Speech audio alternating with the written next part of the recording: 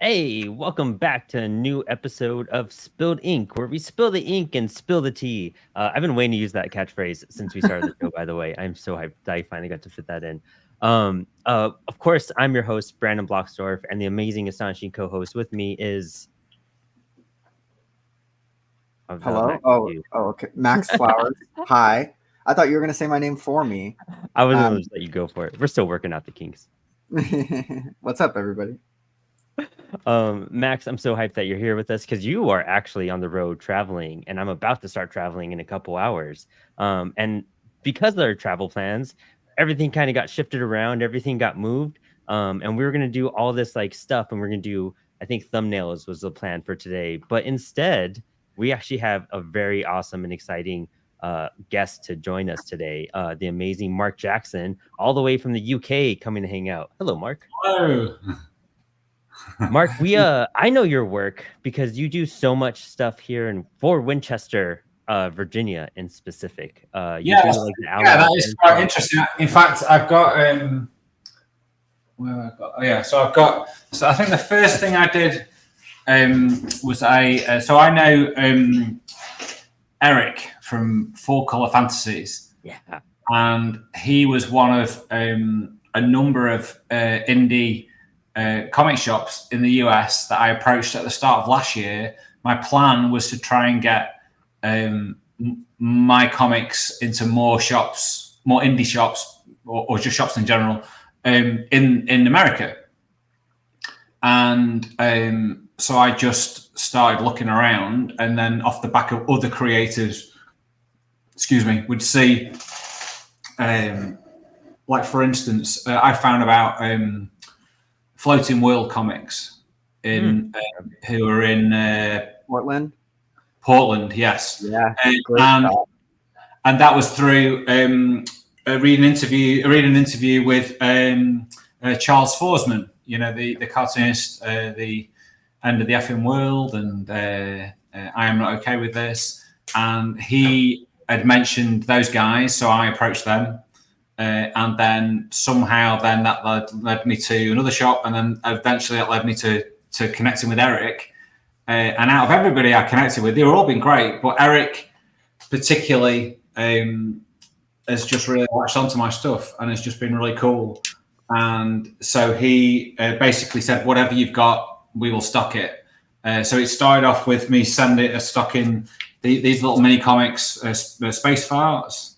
Oh, Yeah, which basically I put out. I'm the reason I'm going the wrong way is because I'm forgetting which so because of the camera.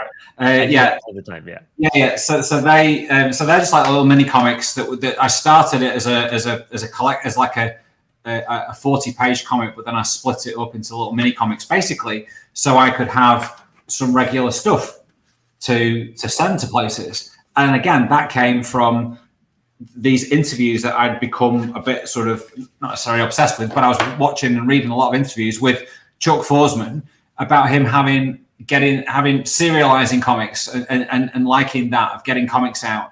And I'd been doing that with I've been used to doing comic strips. So like for different publications, I'd be doing like monthly comic strips, or I do one for a newspaper. So I've been used to the regular stuff, but never really having a regular comic. And so I split this comic up that I had. There was 40-page comic, and split it into these little mini comics.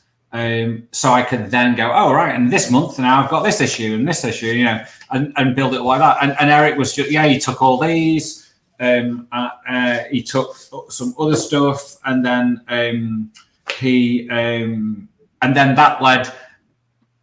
So he's just been really cool, and that led to me realizing that both he and I had a connection with Brad and Lisa from Comic Book Couples Counseling. I don't know if you know those guys. Nice. Yeah. No, yeah, they're from this Virginia. I bump into them all the time since I moved into Winchester. Oh, right, okay, yeah, and I've known of Brad and had conversations with Brad for a long time when I first started self-publishing, which is sort of like nearly 13 years ago.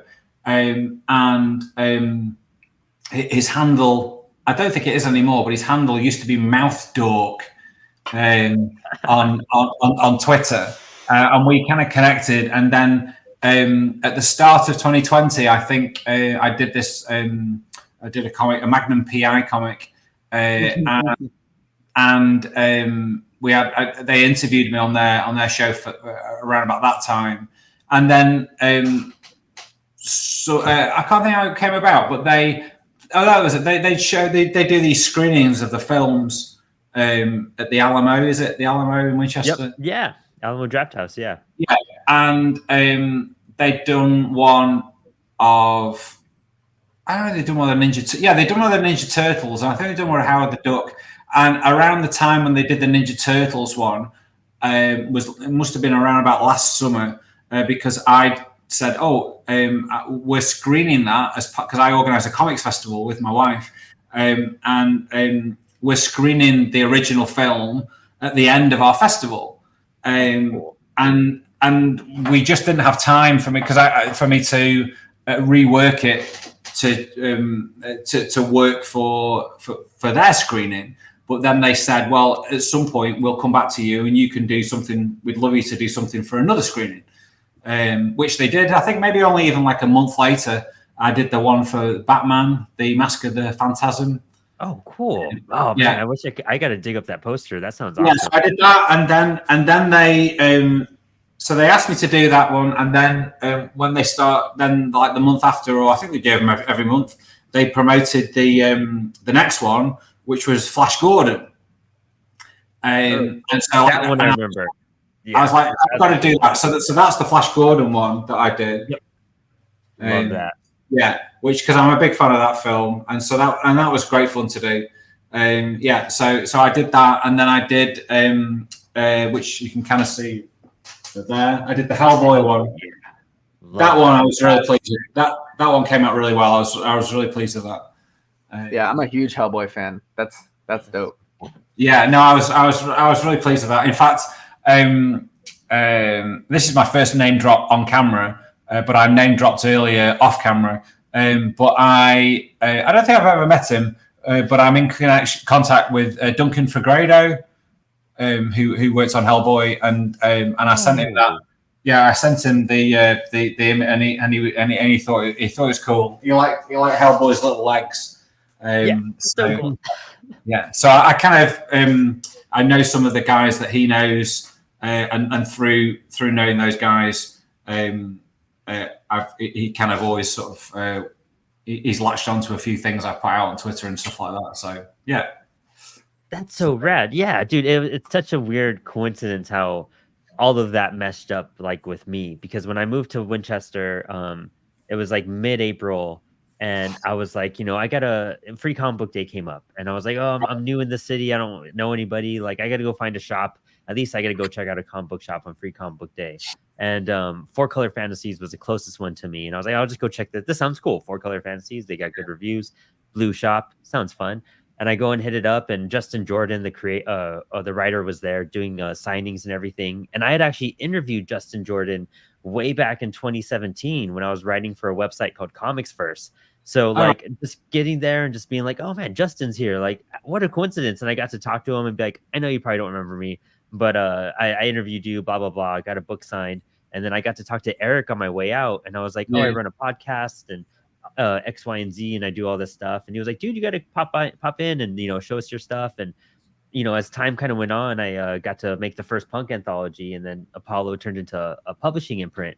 And he's been so supportive of carrying all of our books, always trying to know about updates, and just a great supporter of independent creators. And it's kind of rare and hard to find. So he's a big treasure that we have. He's just the nicest guy. And he was just so, because up to that point, I'd never met him, and only ever just sort of, and obviously,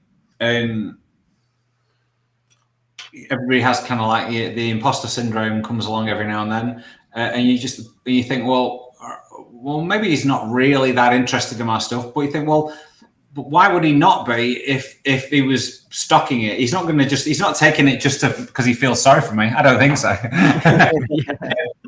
So then you get over yourself and you think, well, obviously he likes, and that's really nice, because you think of all the comics that he's seeing, if he's willing to, get my comics sent over from the UK and stock them and sell them and promote them and support them, then that must mean I'm doing something right. And then he asked me, because we've done a couple of Instagram lives.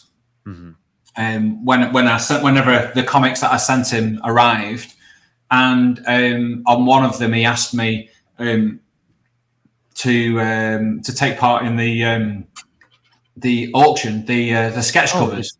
The cover contest. Yeah.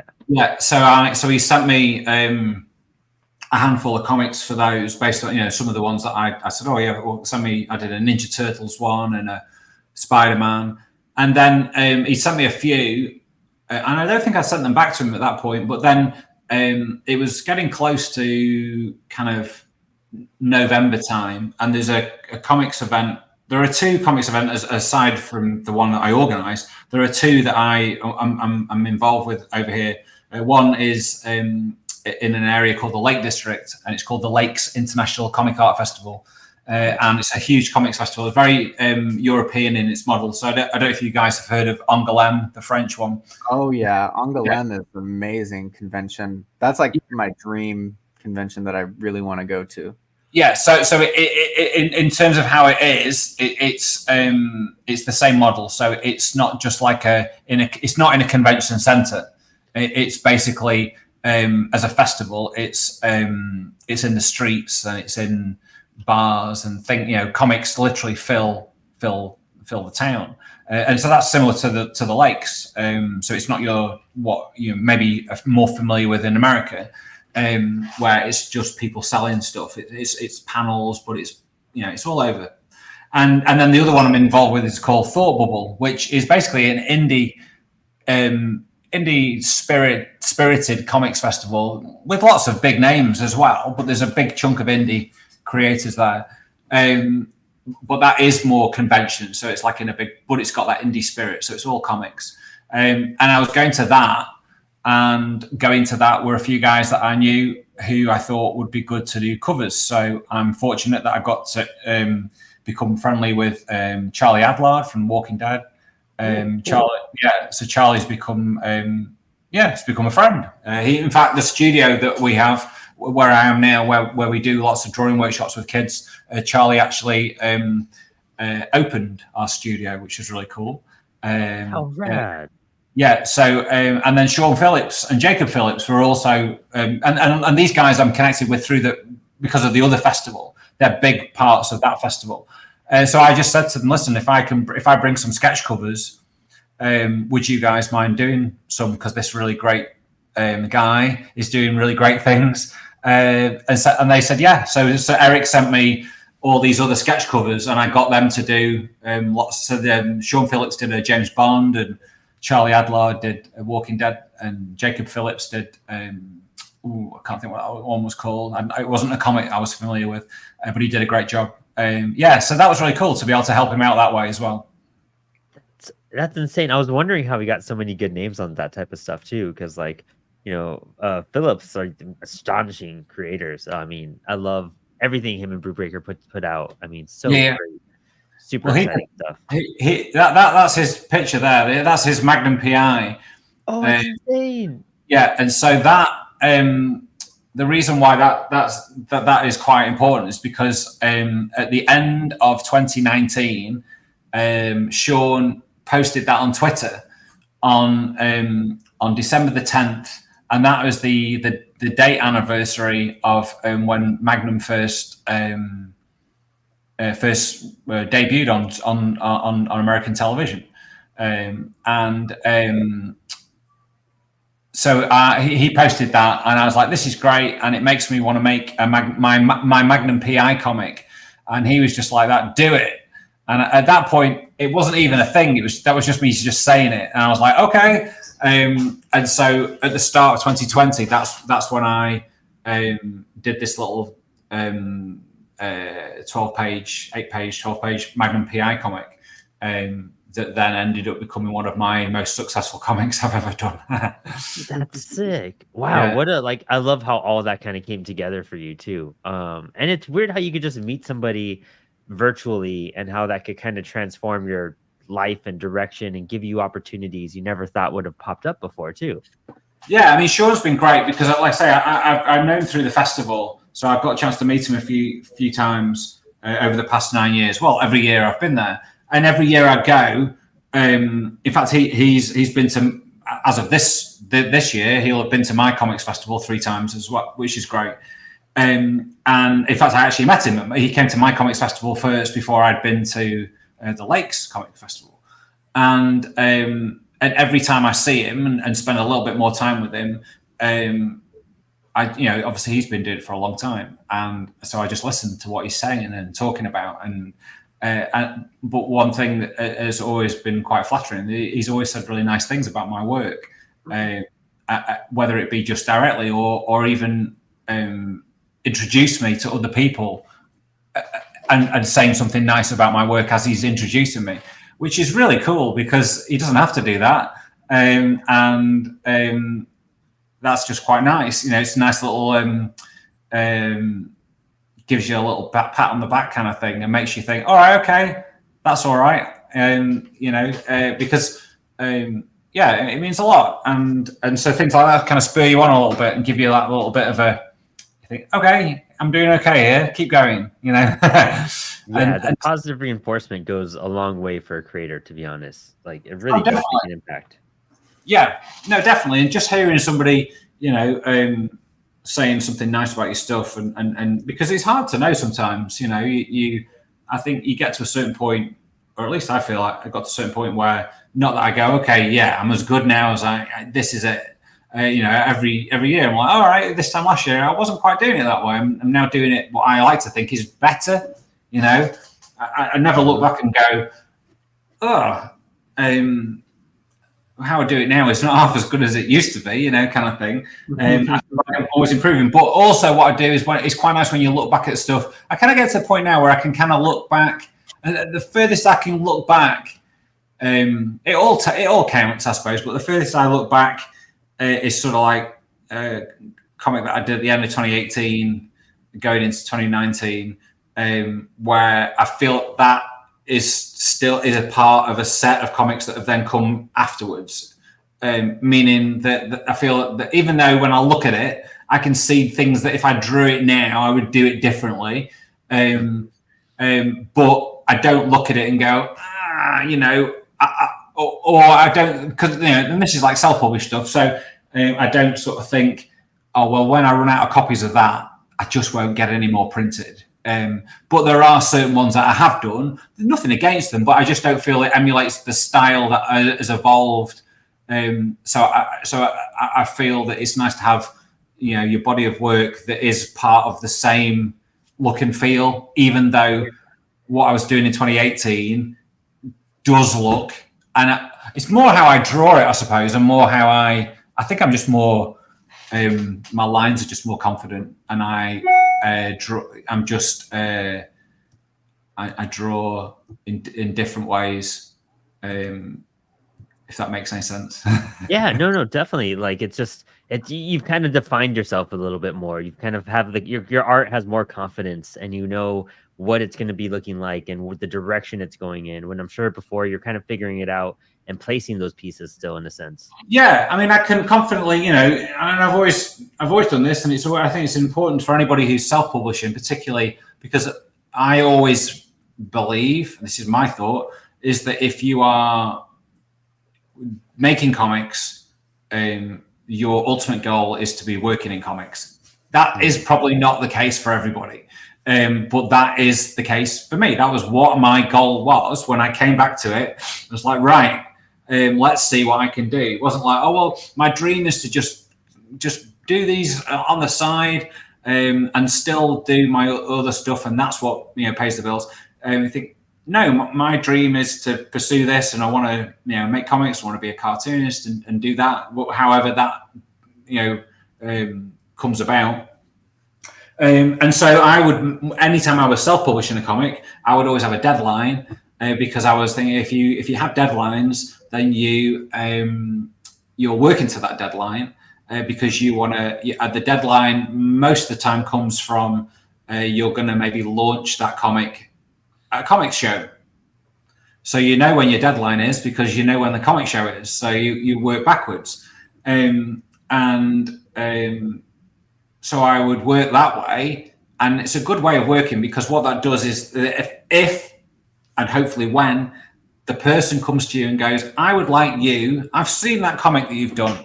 I've seen that comic strip that you've been putting out online. I'd like you to do a comic strip for my publication. And it's going to be monthly. And the first one is due in 2 weeks' time. And you want to be the guy, the girl, the person that goes, yes, I can do that. Mm-hmm. Or at least for me, it was, I wanted to be at a point where I could confidently go, okay, I can do that. And then build up from there and then, build that confidence, get that job, and then go looking for other ones. And so most of the jobs that I've had, particularly the comics, the regular comic stuff that I've been doing over the past few years, all that has come from me mainly hustling and contacting people. Like I said about how I got my stuff in Four Color Fantasies was just me finding a load of different indie comics and shops and literally going, what do the kids say? Sliding into their DMs and just sending a message. And most of them, everybody got back to me. And let's say, I don't know, 50%, maybe a bit more, got back to me with, yes, we'd like to stock those. And do you know what? Now I remember how my connection with Four Color Fantasies came about. It was for Free Comic Book Day last year. And I posted on Twitter, UK only, what comic shops would like copies of I did a Mr. Was it the Mr. T comic? I did a little Mr. T comic. Copies for of the Mr. T comic to give out on Free Comic Book Day, right? No comic shops in the UK took me up on that offer, right? Not that I'm not. I'm not a big name. I'm just a guy on Twitter, but some people know my stuff. But I thought at least somebody might have gone, oh yeah, we'll take those. We'll take some free copies. Eric, because he latched onto it, I think because of the Mr. T thing. That's how I found out. I didn't find Eric. Eric found me. And Eric went, I'll take some of those, but I will pay for them. Nice. That's cool. So the UK shops wouldn't take them for free, but a US guy wanted to pay for them. And so instantly there's a guy who is investing in my work, who's done the total opposite of what I'm offering. So I sent him some more stuff, you can give these for free. But he did that, and that was it. It's come back to me. That's how I met Eric. And then, and so what a great thing to do, because that, and so people like that, they look after you, and you look after them. Yeah, no, that's exactly why I stay so connected with them, and I support everything Four Color does, because they just such a great shop. And I don't see, I've come from, a different side of the country, and I've encountered a lot of comic book shops, and not all of them support indie creators as enthusiastically or the community as enthusiastically as, he does. And he's just such a driving force behind it. So, getting opportunities to table there on Four Color on Free Comic Book Day and, Halloween when they do their big events is just, as a new person to a new city, like it just was so welcoming and so supportive and on my comic book making journey that I needed that, really bad at that time in my life. And it was just right there for me. And, So no, it really is. It's really cool because it just spurs you along as well. And so were you there this year? What was that?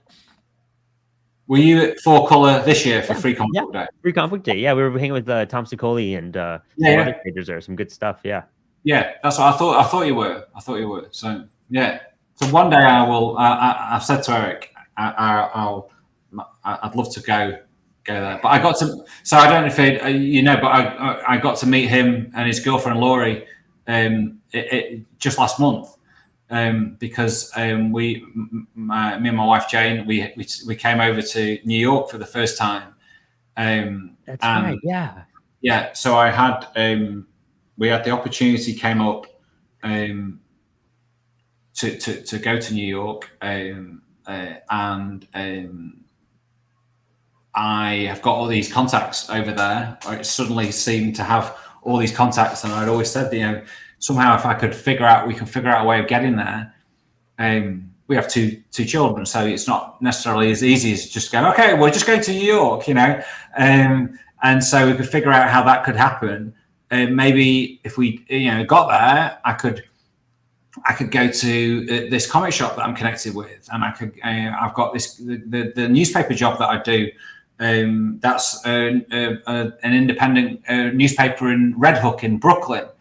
And I'm like, well, I've got that guy. And I know this guy called Jason who owns this comic shop called Hey Kids Comics in Greenpoint in Brooklyn. I'm like, well, and he does lots of cool, his comic shop specializes in comics for kids. And he's always got different cartoonists in there doing drawing workshops and demonstrations and this, that, and the other. I thought, get there, I could do something there. Maybe he's got some other contacts. And then, so I kind of told him that was what we were thinking. He was like, yeah, you've got to come and do that. We've got to do something. And then I off my own back, again, it's like the hustle. I contacted the library in Greenpoint and said, listen, I'm coming over in April of 2024. This is like sort of September last year. Would you be interested in me doing a drawing workshop with the kids? So we worked that out. And then the comic that I've been doing with Jason for his comics magazine, which the magazine stopped last year in April. It'd been running for 2 years, I think, and I've been doing stuff for them for 18 months. It was a comic strip called Captain Serial, and and so I don't know if you guys know Johnny, not Johnny Ryan, Johnny. His name. Why is it gone out of my head? He does Johnny Sampson. He took over from Al Jaffe from doing the Mad Fold-ins. So he now does cool. Yeah. And I met him once in California at a comics festival, and but I've known his stuff for quite a while, and he's a really nice guy. And so I follow him on Instagram, and he posted this cover that he'd done for this thing called Hey Kids Comics. So I was like, oh, that looks cool. I'll go and see who they are. And then sent the editor a message and said, told him what I was about. And then that kind of started that contact. And then I did a one-off little activity page for the magazine. And then at the end of 2021, I pitched him the idea of this Captain Serial comic. So and he was like, yeah, I'm planning on adding 4 more pages to the magazine. And so this is perfect timing. Let's do it. So each page of this was one strip. So each month one of these would appear. And so then when we got big is that book, is that how big is that book? Is that like 4x6 or like what? It is. I can give you the inches. It's what I would call. It's a little bit bigger than the UK A5, but it is 5.5 inches by 8.5 inches. Oh, okay. So it's a half page. Cool. Yeah. So it's smaller than a comic book size, but it's kind of a nice little size. And so this basically collects together. So I'd collected it together, and I was selling these over here. And I said to Jason about me sending him some for when I come over. He said, "Why don't I just publish the US version of it, and we'll do it that way?" So we launched this. So this is the US version published by his little company Xylophone Media, and so we launched that when I went over, and as well as the fact that this is a great story. The reason why it's an even greater story is because when we arrived there, and I was just like literally sailing on this wave of this is an incredible trip. We only were there for well, 4 days, but 3.5 really, of actually being in New York. But we'd arrived on the Saturday at lunchtime. So I think we got into Manhattan where we were staying at, let's say, 2:00. And at 3:30, we were in Brooklyn, and I was at the Brooklyn Independent Comics Showcase, which is connected to St. Mark's Comics. Mm-hmm. And I arrived. They knew I was coming. They billed me as their first international guest, which was quite funny and very flattering. And I was like, no, but I'm excited. Why are you excited about me? I'm excited about you. They're like, no, this is really cool. So they basically said, whatever time you arrive, let us know. When you get there, we'll give you a table and you can sell your stuff. And so I was straight in and did that. So by the time it got to the second day, when we were going to Greenpoint, I was just like, this is just like the dream.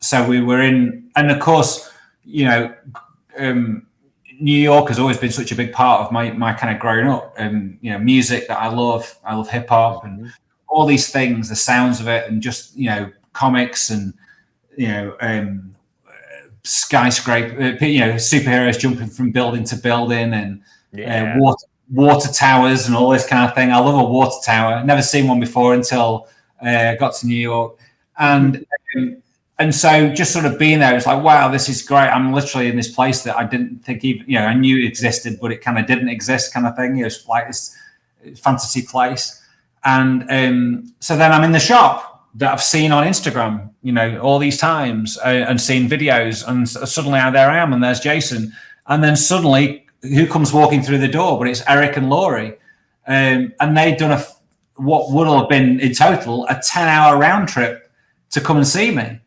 Yeah. And I'm like, what are you doing? This is insane. And so we got to meet. He was like, you're in the States. We weren't doing anything on Sunday. We came to see you.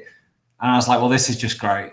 So yeah, that's so cool. What an amazing couple. So what do you think the biggest difference is between like the European comic scene and the United States scene? Because to me, they've always been like kind of separate worlds in how they view comics and how they host events and like the culture surrounding them. Yeah. There's a big, you know, in the past, I don't know, 10, 15 years since I've been sort of self-publishing and, you know, and then getting the opportunities that I've had, I've got to see then what events are around, and events like Thought Bubble and the Lakes, like I say, two very different events, but similar in terms of their spirit and their approach to the fact that it's not a convention, as in, you know, there's people selling toys and then also like B-list celebrities charging you for autographs and stuff like that. It's all comics, you know, but again, in very different ways. The thing with the Lakes is that they're going to bring creators like last year they tend to bring over like contingents of creators from different countries. So their big thing is that they connect up with lots of different comics festivals around the world. And then through funding from that country's arts council with support from the other festival, they bring these people over. So like last year there was a group of Ethiopian cartoonists, you know, who'd never been to the UK before, possibly never even been out of their country before, and there they are bringing their comics, you know, to a whole different audience, and that's, you know, that's fascinating to sort of see that. So in terms of, but then the UK scene, you know, there's a lot of people making comics. There's a lot of people doing indie comics. In terms of the comics that are coming out regularly, for children, there are 2 comics that come out each week. One's called The Beano, which possibly you might have heard that name, which features the British version of Dennis the Menace. Oh, okay. Yeah, so your Dennis the Menace has blonde hair, and our Dennis the Menace looks a little bit like he was in the Sex Pistols. Yeah, he had black spiky hair. He has a red and black striped jumper. It looks a little bit like a troublemaker. Which, when he first came out, particularly, that's what it was. It was he was always getting in trouble. Was he modeled after Sid Vicious? I don't know what the thing is. No, because even though that vibe is the vibe that I get from him. It turns out, because in fact I was chatting to somebody last week and they didn't know about the British Dennis the Menace, and they were like, well, who came first? And it turns out that they both debuted on the same date in the same which is insane, which was long before. In fact, I can't say this to you now without actually just let's clarify this bit of information, because otherwise, Dennis. So they were both born simultaneously March in 1951. Two entirely independent and wildly contrasting Dennis the Menaces. One was the creation of Hank Ketchum, that's the one you know.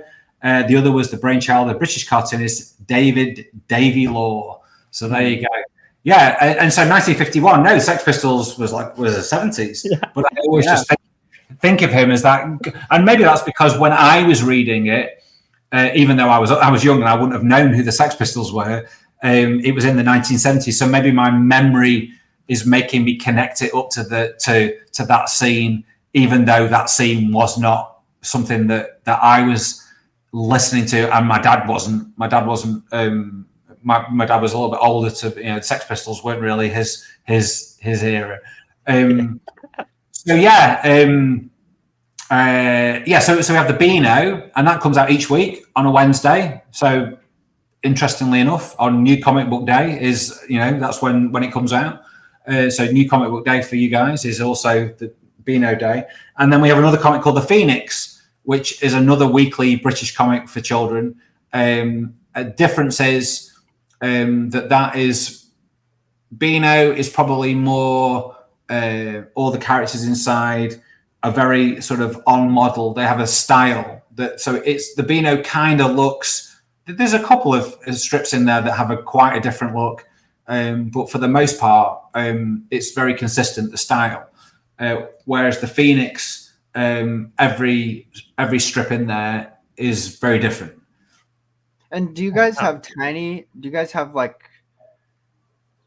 I guess it's probably changed over time, right? But if you look back at the American strips, especially the Sunday papers, right? Yes. Artists used to be getting, full pages of newspaper to play around with. And now it's shrunk to, this size. Yeah. Has it been the same? Yeah, we would get the Sunday papers would have a page of comics, or sometimes you'd have a little insert into the paper, and it would be 4 pages of comics. That, as far as I know, that isn't the case. There are still some papers that have comics, but not really comics for kids. Right. Most of them are either we have this, the sartorial, one panel kind of political kind of stuff, and then we also have sort of maybe not necessarily political, but there are a couple of newspapers that have. I do this more on the Saturday in the newspapers. They come with the magazines inside, and there's a couple of guys who are doing the comics, not adult comics, but not comics for kids. So commentary on things that are going on, probably editorial stuff, right? Yeah, that kind of thing. But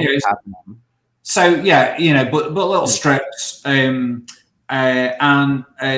But in terms of comic strips that can be read, that your kids would read. I don't really look at the newspapers the way I used to. I don't think any newspapers, I could be wrong, are running like in the 80s when I was 12, 13. my dad would get the daily paper, and we'd be sat around. I'd be ready, going to school, we're having breakfast. He's getting ready, to go to work, or as I came down for breakfast, he'd be just finishing off, because he'd be leaving earlier, and so he would hand me the paper, open at this page where Calvin and Hobbes was on. And so that then started my love of that comic strip, and that was our sort of thing that we bonded over of that comic, because the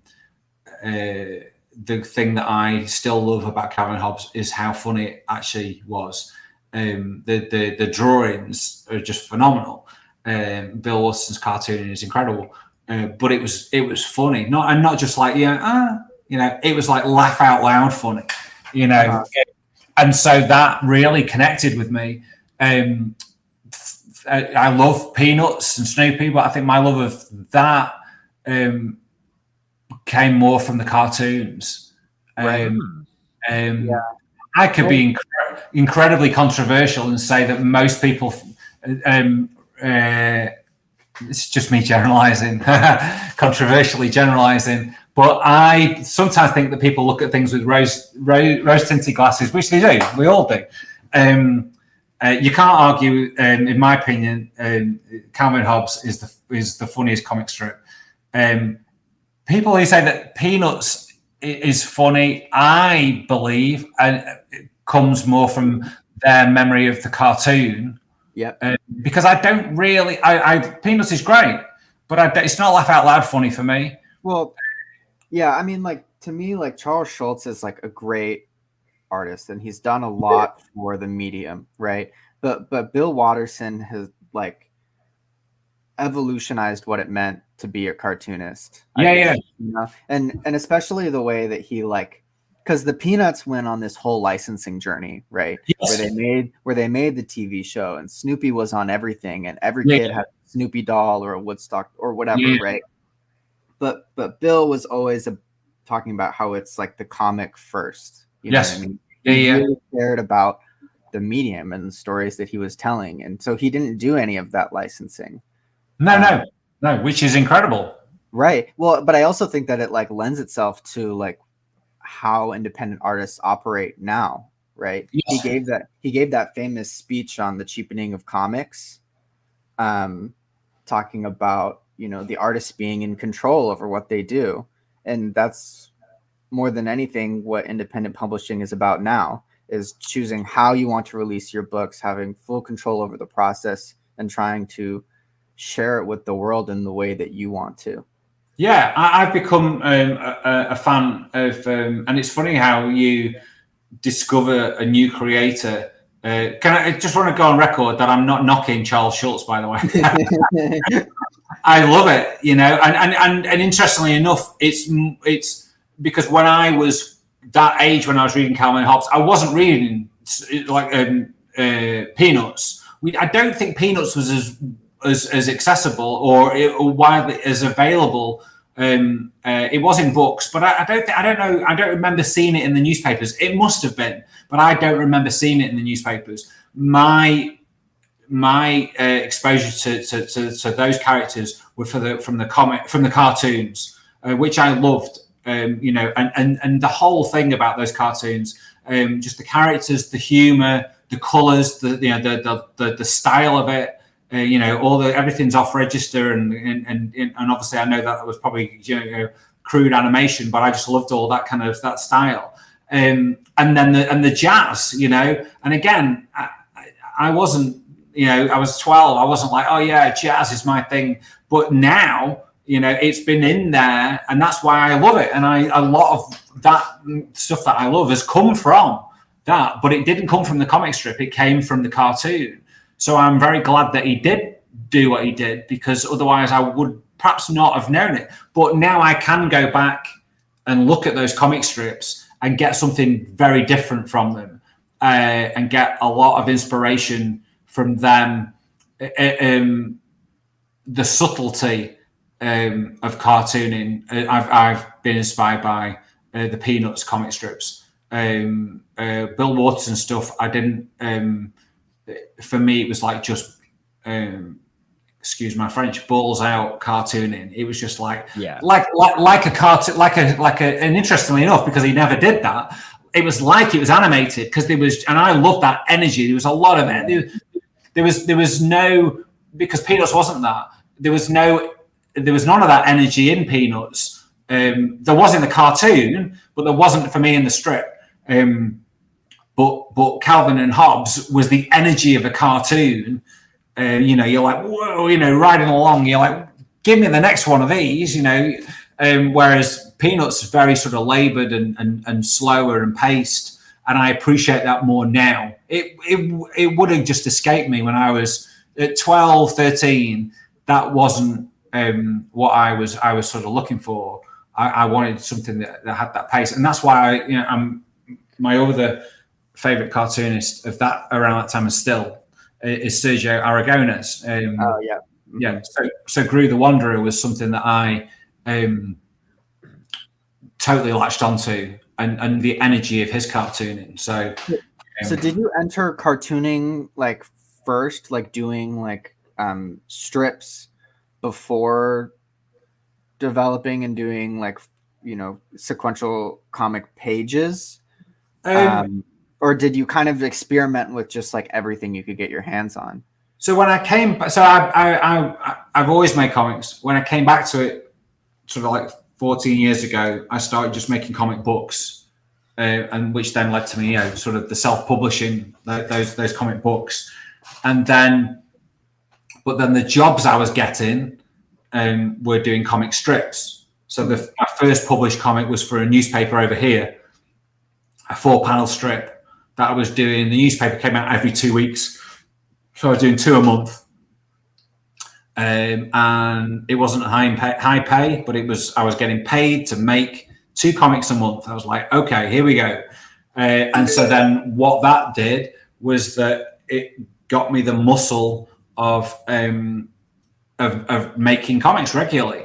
You know, I've got to get this comic is getting made because this is getting published, and if I want to not let this person down, that's got to happen. And the editor said to me, he said it doesn't pay much, but I don't have to chase you.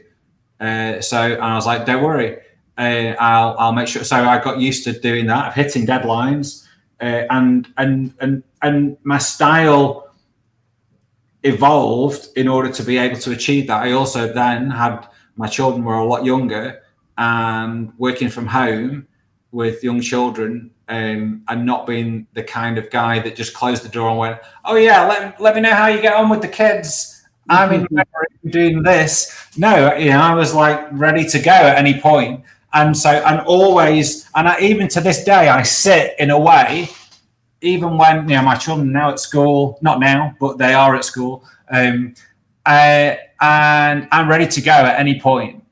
So I even sit in my chair in an angle where I'm ready to go. And so my style, I think my style of cartooning has come from, I haven't got time to mess around here. I've got to get this done. Right. You know, when you read that Charles Schultz was doing 6 of those a day. Yeah. You know, that's just, you know, and I'm not in a position where my day is quite sort of fragmented. You know, I sort of work from kind of like 9:30 till 3 with a little bit of a gap in the middle. And then if I've got stuff I need to get back onto, I'll come back in the evenings and do stuff. So my day is kind of fragmented. But I like having that break because, but it would be interesting to know what I could achieve by literally just powering through. But I've got a good work balance of knowing that how long something takes me to do, and just not dragging it out. Because I always think, sorry to interrupt, but I always think the quicker you get it done, the quicker it's finished, you send it to your editor, and the quicker you get paid. True. I mean, absolutely. And if you've got that going, and that's not being mercenary, and it's monetizing it, because if you want to do it as your job, that's what you've got to do. And so Okay, so then I'll get paid for that one, and that one's done. So tomorrow I can do another one. So if I can find another person to publish another comic of mine, then I got 2 a month. Okay, here we go. And then you build stuff up like that, and it goes from there. Yeah, it's because that's something that I'm working on right now, is like getting faster doing pages, right? And trying not to be so precious with stuff, right? So like, you don't do pencils at all when you're drawing, right? So how long did you rely on pencils at first, and then like how long did that take to just know your style and be able to throw down an efficient, beautiful line that still conveys like a human form and action and movement and stuff like that, you know, like, because that's not an easy skill to acquire. So I've never done that. Maybe when I was drawing, when I was sort of like in college, I might have drawn pencil and then inked over the top. I can't really remember.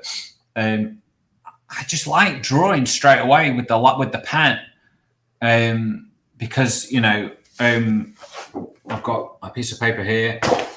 When I'm doing like workshops with the kids, if I was like penciling and then inking over the top during the workshop, it would be the fastest way for them to get quite bored.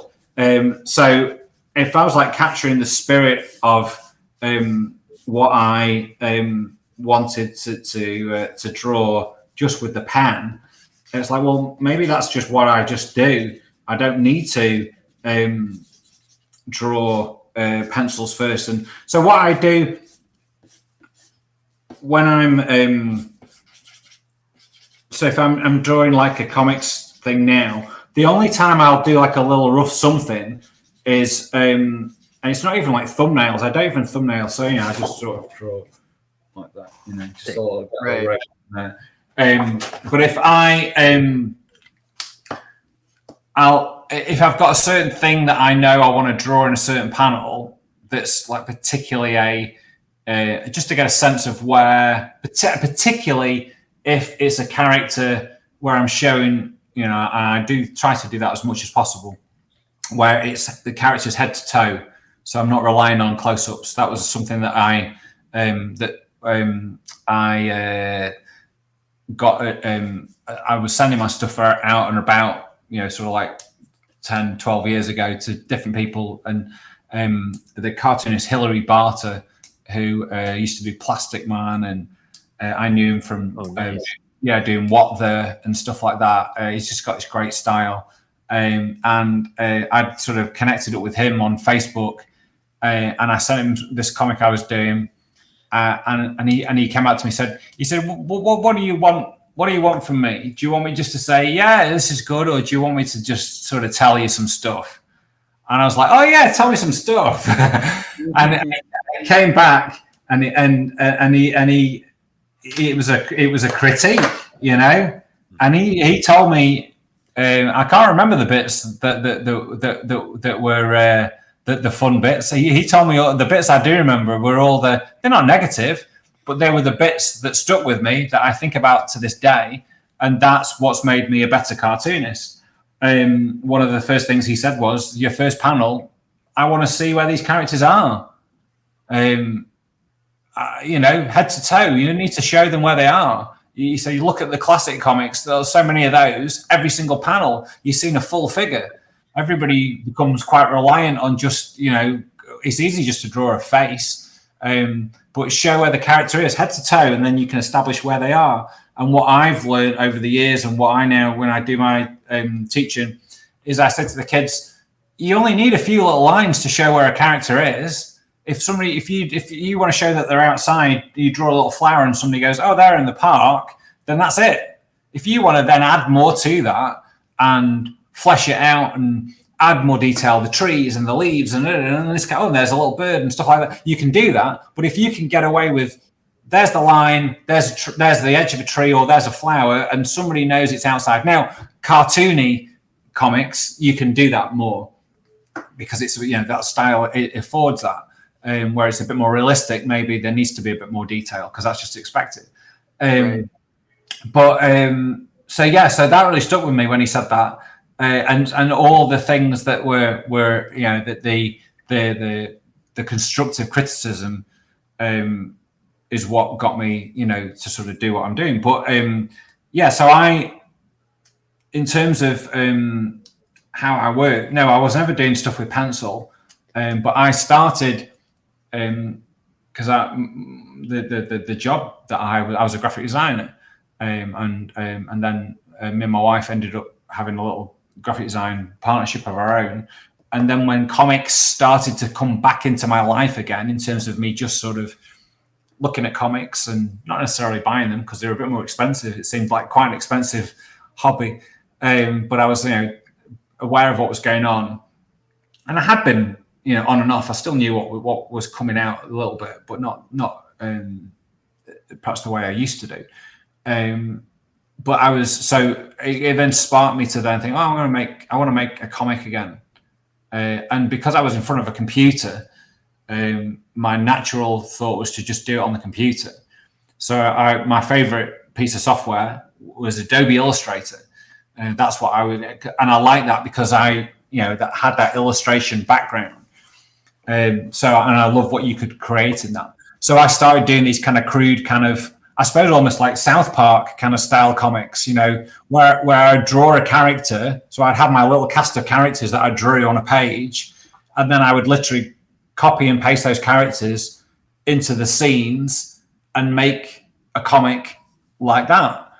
And then slowly I started to sort of go, hang on a sec, I can draw better than this, or now I'm reading comics again, or I'm looking at other comics, I'm listening to what people, I'm discovering new cartoonists, and I'm seeing the energy of their comics and the comics that I used to love, and thinking mine are looking just really static because I'm doing them on the computer. So then I would still use the computer and then put more personality into the drawings, and was going great lengths of making all these characters that I was copying and pasting look different.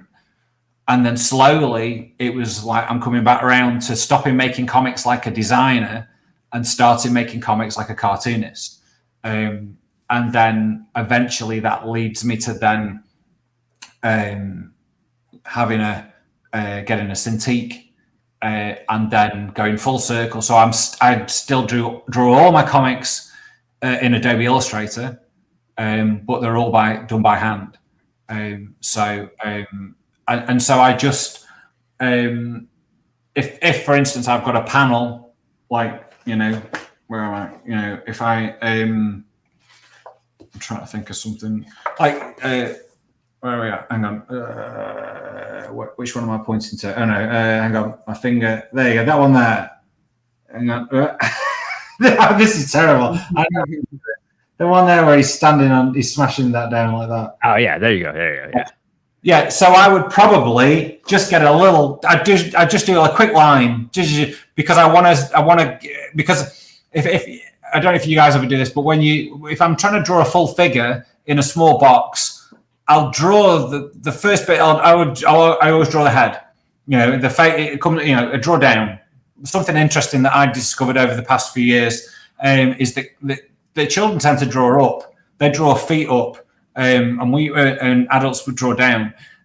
So if you give a child, you say to a child, okay, I want you to draw me a character, and they're standing in a panel. We're doing a comics panel, and they're standing on the ground. They'll draw the ground like about this thick, because obviously the ground below us it's very thick, isn't it? It's very chunky. So they want to show that by it's this thick. But if you think about that as a comics panel, okay, and so if we look at my screen here, we've got the my fingers there are showing the ground, and then so standing on the ground, the character is going to go all the way up to the top where the top of my head is, and what there is no room for are speech bubbles, because the ground is actually where the speech bubbles should be, and your characters should be down here.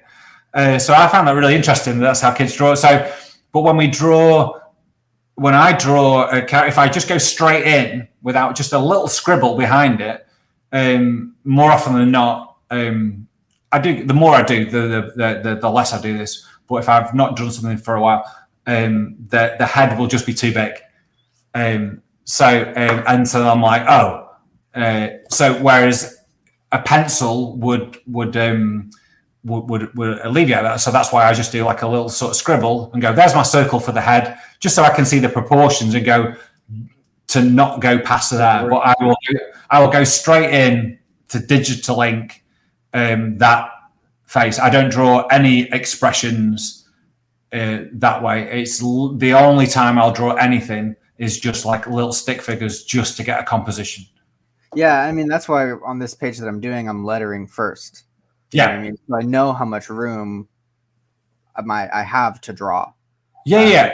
But it's interesting because in film, right, the relationship between any kind of text being captions and people is reversed. So captions are always at the bottom, and in film, usually you have your head very close to the top. There's a little gap, but it's at the top. So that's true.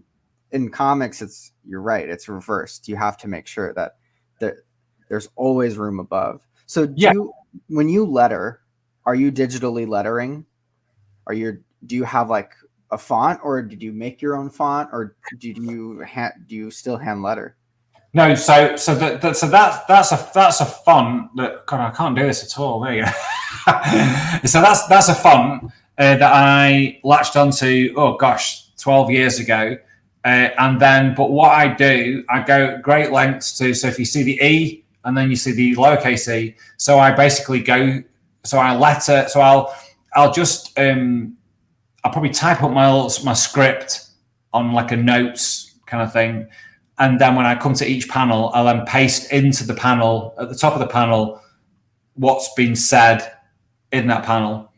And then when I was doing one of these pages, this comic a month, I would go through and I would letter the whole thing first.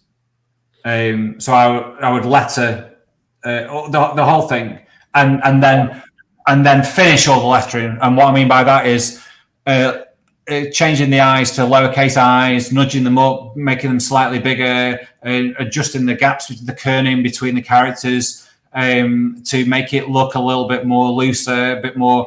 And I think so, to the point now that people just think that font is just part of my drawing, because it's such a part of the drawing. It's not just stuck on.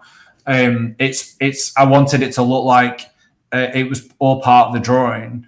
And so the words, the speech, the sound effects, all a part of.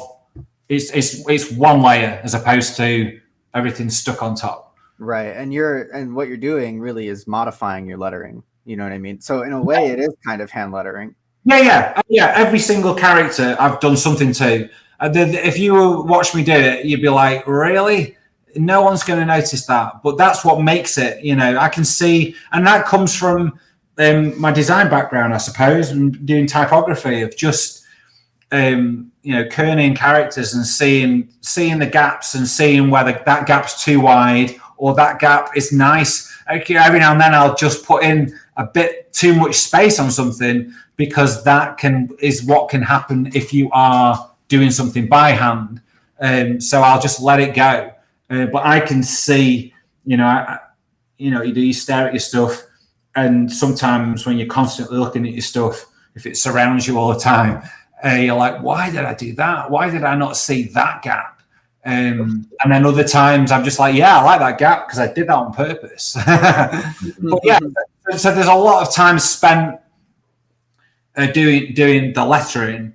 But yeah, if I'm doing like a comic strip, I tend to do all the lettering first. But the comic I'm working on at the moment, that's a comic book. So there's at most there's 4 panels a page. So there's not a great deal of lettering, and I've got 2 different things going on in there. I've got the speech bubble, the lettering in the speech bubbles, which is my normal font style.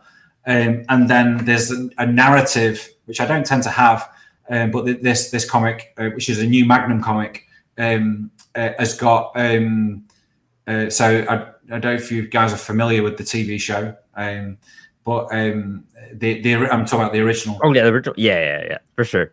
So like because he was a private investigator, so like the classic PI kind of thing, there was always the voiceover, wasn't there? Of what what the character was saying to the viewer, and so Magnum has that. So I use that to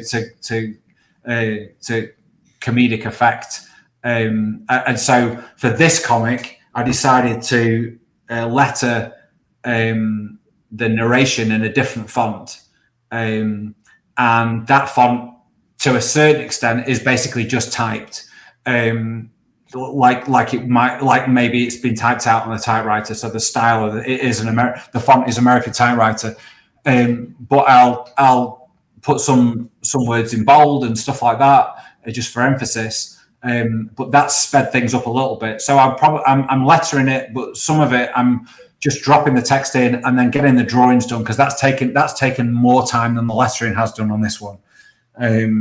So the lettering's been quite quick. Oh, cool. That's interesting. You do like flat colors for the most. Are you one toning, or are you like using? Well, I mean, in the book you showed us, right? You're using maybe like 2 colors in your palette. Yeah, I always have a very limited palette. Right.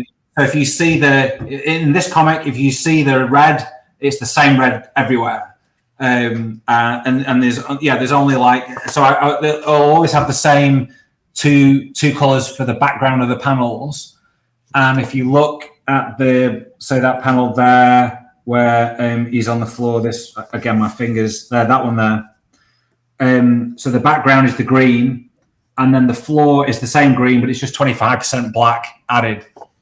So it's kind of like a 4-color process in terms of like playing with opacity, but it like you could print that on like a risograph, which and I also quite like it when the colors slip out of the lines and stuff like that. So the way that it would be if it was printed off register and it was not what the cartoonist wanted, but I like that because I like old comics. So I just like flat colors. I don't do any gradients. I don't do any shadow. It's just flat colors. And then, like I say, I think the limited palette sort of lends itself to that. I started doing a little bit of a different thing with this comic, the Space Farts. So up until about, I probably only started to do this in totally at some point last year. But I was doing, my lines were black. And then I don't know what made me do it. I don't know what it was. So I saw something or I just changed it. And I just put a little bit more blue. I didn't want them black. I wanted them to be a dark blue. So, it was still a darker color, but I just liked a colored line. So I put more blue into the black. And it just softened everything just a little bit. So everything again just kind of sat, rather than there was nothing jumping off. The black line sometimes looked like it was coming off the page a little bit. And suddenly everything just kind of sat. And it was interesting because I was watching Tom Sholly talking on Cartoonist Kayfabe, Make More Comics. He was talking about his I Am Stan book. I don't know if you guys have seen that. And Jim Rugg and the late Ed Pisco were referencing that the line wasn't black, because Tom Sholly doesn't ink anymore. He does pencil. He does it digitally, but it's pencil. So he again is kind of doing a version of where he's going all in, I think.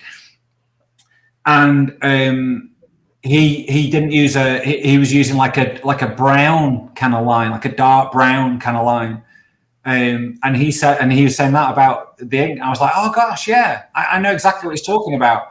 And he was like, yeah, I just use the brown because it makes it all sort of blend together, as opposed to here's the black line and here's everything else. And if you look at like the old newspaper comics, everything just kind of, it was all sort of sinking into the page at the same same kind of rate.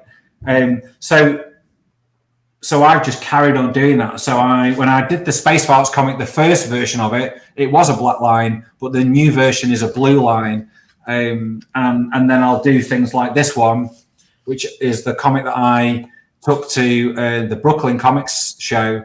Here Comes Hip Hop Jose, which is my hip hop version of the first Peanut strip, which is Here Comes.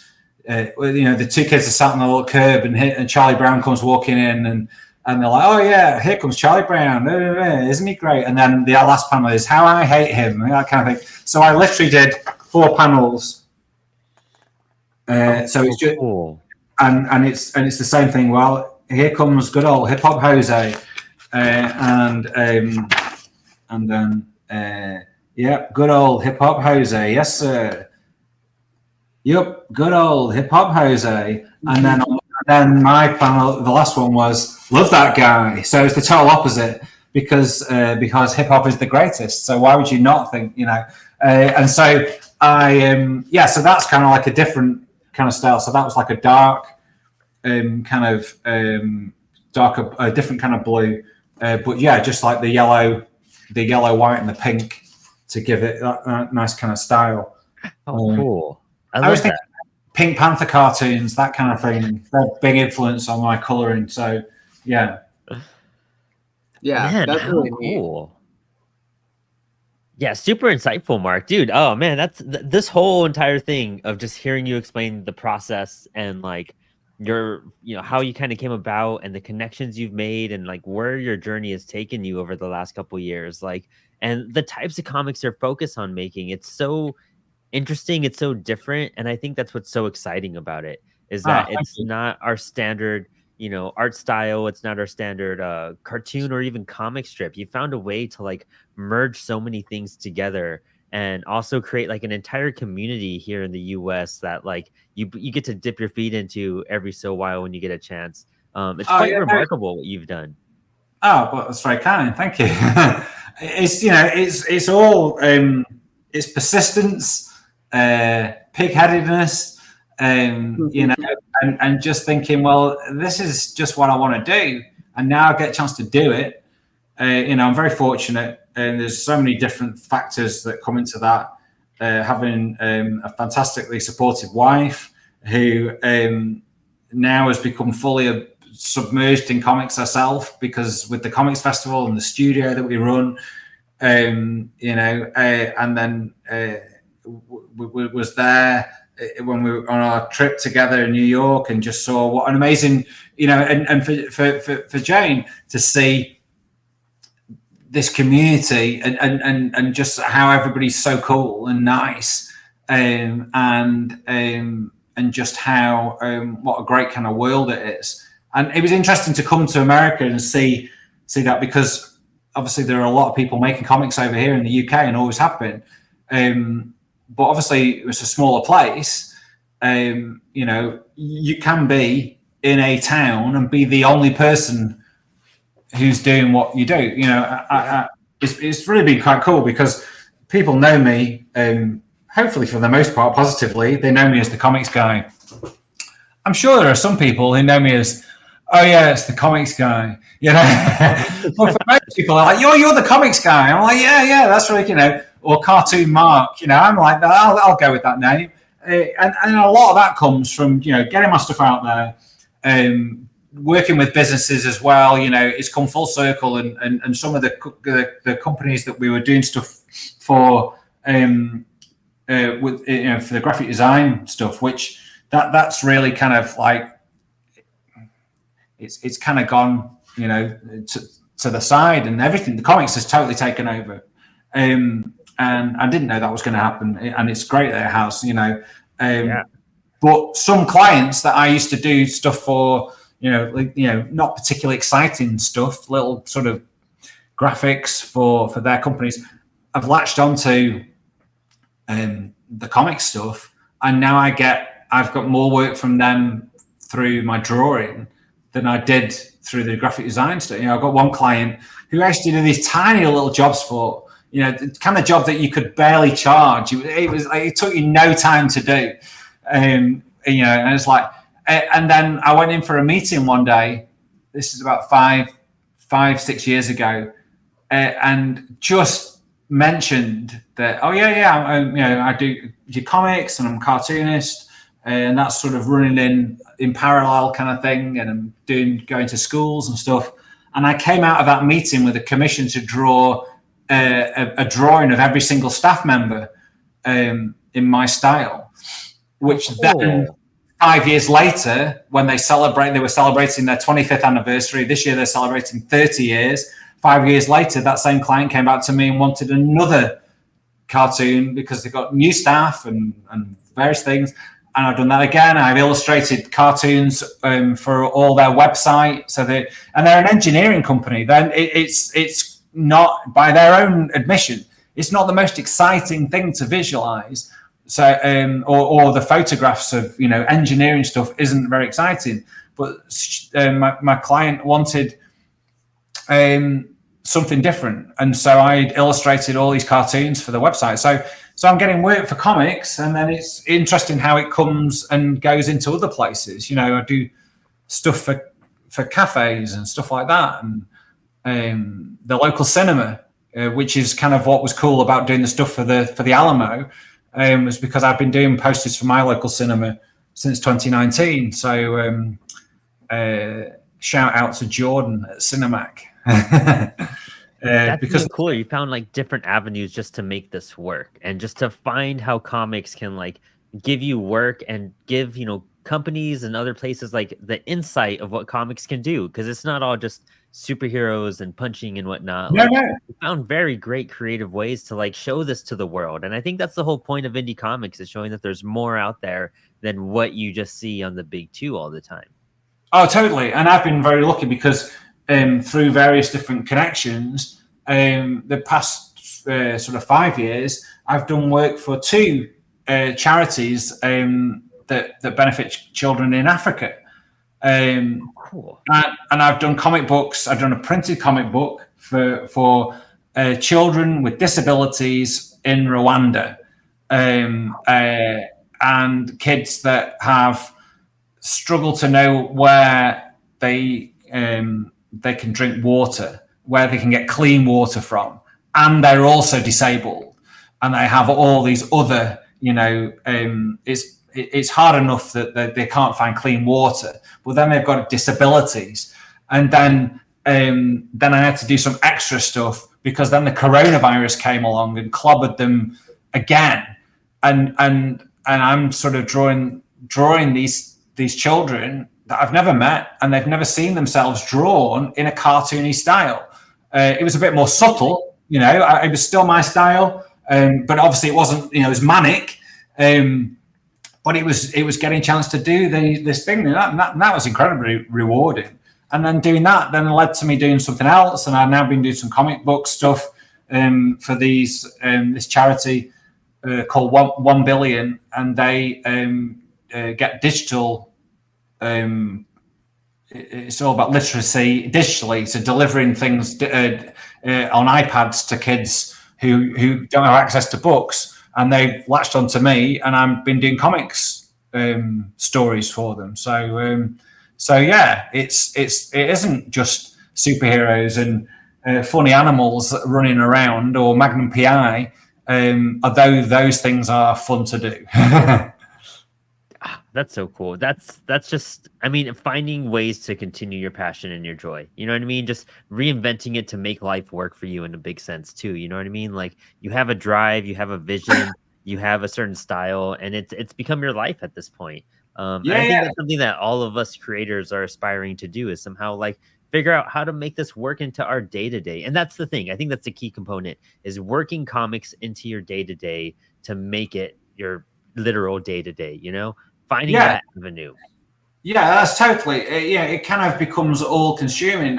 I think I was just mentioning, I think I went off on a tangent, but we were talking about different creators, and I've just recently latched onto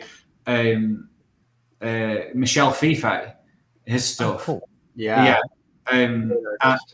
and again, I think I referenced before that it's funny. These people have been doing it for a long time, and then suddenly you're like, oh, I didn't even know about you. And then there's all their work, and you're like, wow, there's lots of it. This is great. And he's got such an insane style.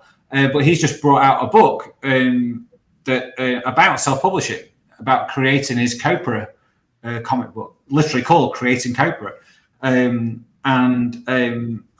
could listen to him talking. Again, he was about two months ago. He was on Cartoons Kayfabe, and that's a great interview. The most recent one, it's about an hour and a half, and I just have that on in the background while I'm drawing.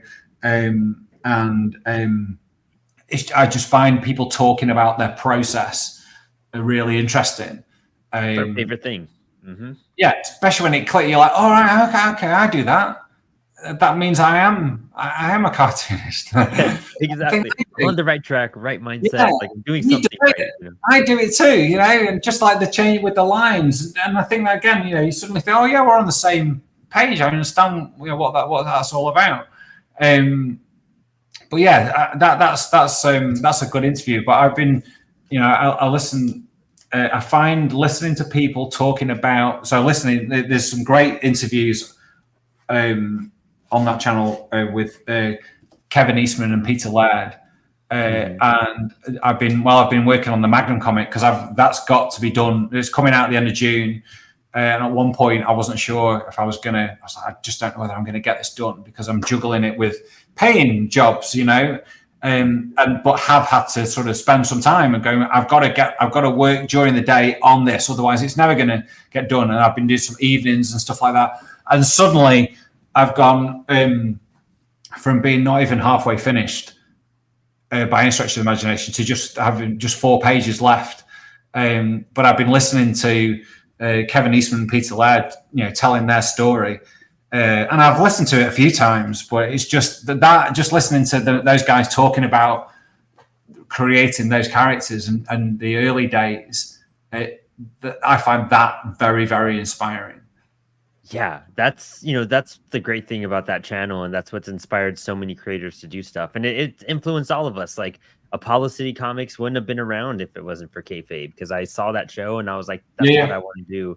And that it's where the podcast started, and then how they motivate and helped inspire creators to make more comics. That was our whole blueprint backbone to Inspired Ink and to Spilled Ink, was like, how do we continue to keep this alive and going? How do we continue to inspire kids to make comics? And now that we have the Ink series, essentially we have Inspired Ink, we have Spilled Ink, and then coming very soon is going to be Understanding Ink, where it's a whole breakdown process of like making comics and all the ins and outs and all the intricate details. Like, we want to provide every creator with every piece of information you may ever need to make your comic, because there's no excuses. It's just pure education, and we want to be able to provide that. Yeah, you've just got to do it, and you've just got to, and I always talk about this with the children. It's not about being good at drawing; it's about having the confidence. If you've got the idea, just go for it, because you'll. Because who's to say that my style or your style or somebody else is the right? There's no right or wrong style.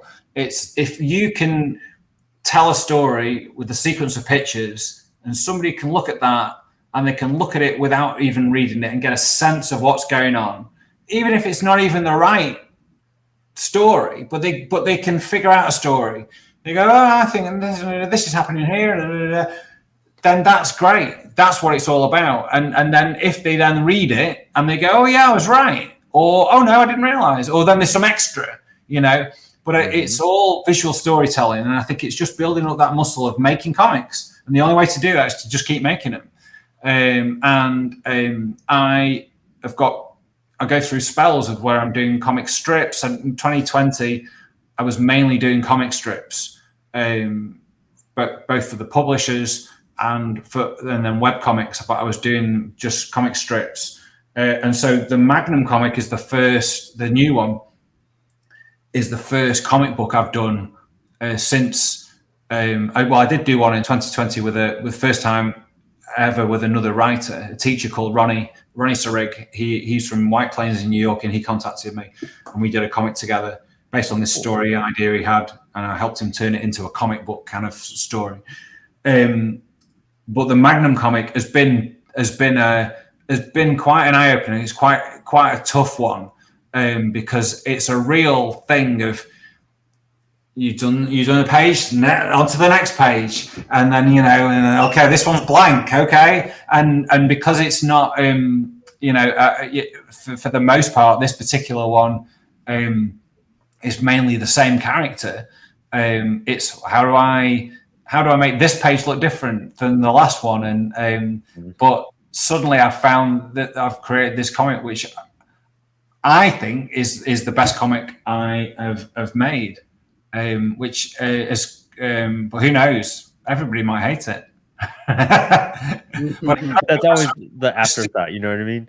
You're so proud and excited, and you're like, but what if everyone hates it? And you're like, yeah, well, at least I got it done, There's something about it though, I think, and I've been really quite pleased because I've been so focused on trying to get it done, because we've got the comics festival coming up at the end of next month, and everything that entails. But then also I want to get this comic out for that. We're also releasing another comic for kids called Goof, which I'm editing, and also I've pulled all together and got all these other creators involved. But I was like, this Magnum comic, I've got to get it done. And then I've had a few pre-orders. I'm thinking, I've just got to get this done. Stop, as we say in the UK, stop titting around and get it done. That's literally what it all comes down to when you're making art. Just finish your story, just finish your project, finish the drawing, because you'll never get more experience until you finish your work, and that's fine. And going back to what Michel FIFA, he said in one of the interviews, I think it was that interview, it was finding it was in the back of the Copra, the first, I've got the first book of Copra, and he did a little editorial at the back, and it was Walt Simonson had either told him, he either met him or he just read it, was talking about breaking the Kirby barrier, where the amount of pages you can turn. I think, did Jack Kirby, could he pencil and ink like 4 pages a day or something? It was something insane. And it was a case of, because those guys, that was their job, as in, when I said to you before about when they handed those pages in, then they got paid. It was the same way as a guy who comes to fix your, the oven. He fixes it, he invoices you, you get paid.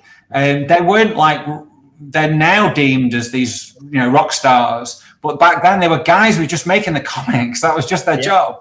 And they didn't have time to tit about. It was like, get it done. And maybe the more you labor over something, the more you take, the more it loses, the more is stripped away from it, the more time you spend on it. And the quicker you work, the energy stays. And I think, particularly with my style, very cartoony, you can, the energy needs to be high. And I think a cartoony comic, if anything is too labored over, it's just going to lose everything. And this Michel FIFA was like, I'm trying to put this out every month. I've got to go. That's enough, and then move on to the next bit.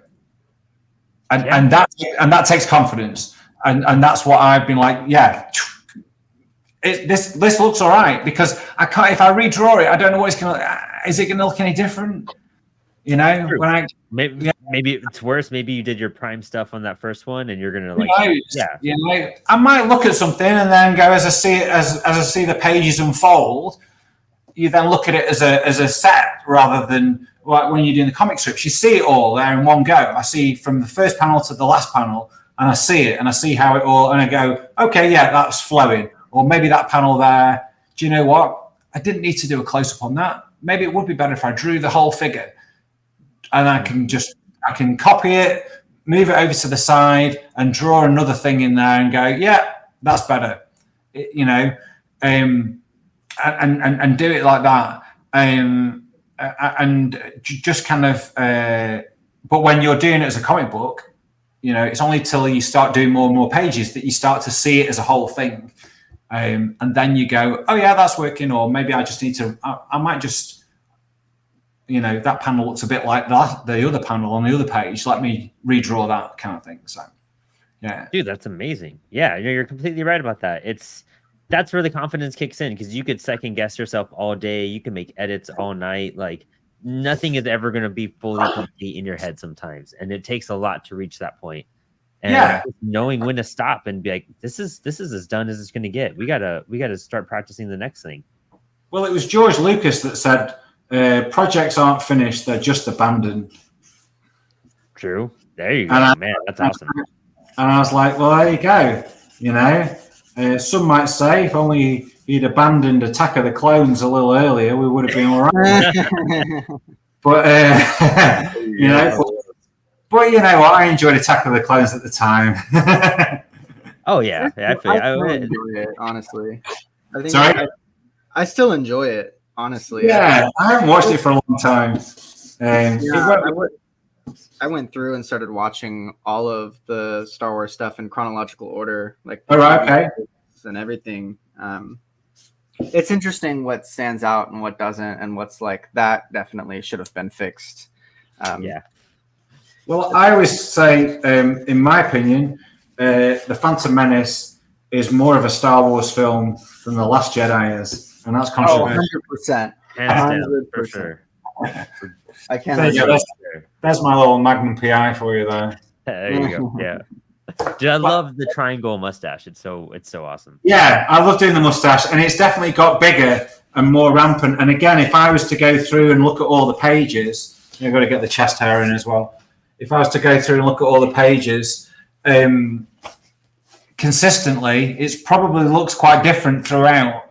But again, I've just got the casual observer will see that that's the same character throughout. It's only me, if I want to waste time going, oh, I just need to make this a bit more consistent. No, I'm just going to leave it. Because everybody... That's a good point. When I do pages, because that's one of the number one things that I struggle with is consistency, right? Right. When page to page, even panel to panel, characters end up looking different. You know what I mean? And I could spend hours mapping out their faces or their outfits or whatever, and making sure that everything lines up perfectly. But I think that's the goal of animation, right? It's not the goal of comics. You're going to lose something, because I'm looking at, and I've seen you create. Suddenly, you've got this fantastic page that I can see, and it's great. And I have no doubt that this is the same character throughout. But you've got this, you've got the circular panel there, and then you've got the first panel with the love heart eyes. I know it's the same character, but like I say, an animator would have to go, well, no, but we need to make sure, but there's you can just you can just tell there's enough there to just tell. You don't need to, but because I study things and I look at other people's stuff and think, well, the way the hair's just a bit lower in that panel, and you just think it's okay, it doesn't matter. It really doesn't. You're conveying the essence of that person and their emotion and telling a story. You can get that without having every exact detail being correct. Exactly. Yeah. Great page. So is that part of a comic book? So this is I do usually I'm doing horror comics, so I'm usually drawing in a very different style. I have multiple styles that I employ, and I wanted to go with something more of reminiscent of Sunday strips and stuff like that. So this I'm just doing by the seat of my pants. I've been looking at a lot of more traditional cartoonists lately, from Bill Watterson and Berkeley Breathed and people like that, and just trying to learn, because it's something that I'm not super familiar with, right? So I'm just trying to learn what tool sets they have, right, and try and grow. Yeah, you coming on the show and just talking about like the insight behind it, I think was perfect timing for Max and I, because we'd both been bouncing like comic strips around in our heads and like learning how to formulate and like get in that like deconstructive mindset to make it simplified, but also like, short and sweet, but like fast and pumped out. That's the whole point behind it, is just to keep, strips are supposed to keep on coming out. So that's like a goal of ours, is just to keep on making little like 1 a week things like what you're doing and whatnot too, and finding the right method that works for us to push forward with that. Yeah, no, I think it is. They're supposed to come out. It's a good point what you said. They're meant to be coming out. They're not meant to still be not out. Yeah. That's the whole point of it. And then